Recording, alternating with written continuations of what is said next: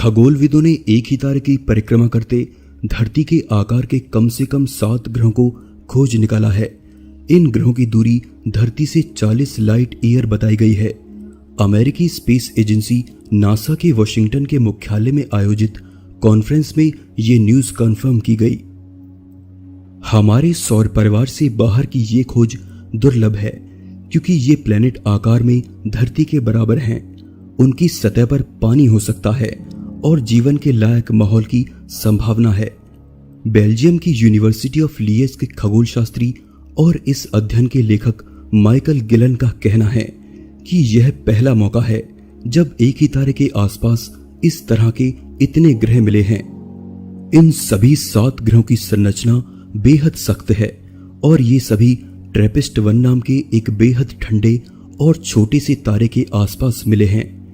इससे पहले कभी ऐसा कोई सौरमंडल नहीं मिला जहां धरती के आकार वाले इतने ग्रहों की खोज की गई हो।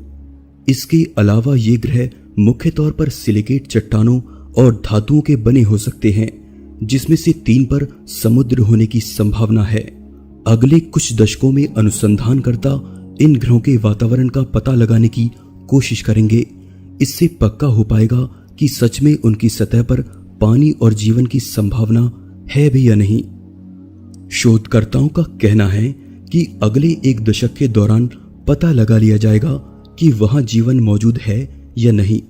उनका कहना है कि अगर ट्रैपिस्ट-1 के सिस्टम में फिलहाल जीवन नहीं भी उपलब्ध होगा तो निराशा की कोई बात नहीं है। यह तारा एकदम नया है जिसने कुछ ही समय पहले जन्म लिया है। ऐसे में उम्मीद है कि भविष्य में यहां जीवन विकसित हो सकता है। वैज्ञानिकों के मुताबिक जब हमारे सौरमंडल के सूर्य का ईंधन खत्म हो जाएगा तब भी ट्रैपिस्ट-1 अपने शुरुआती बचपन के ही दौर में होगा।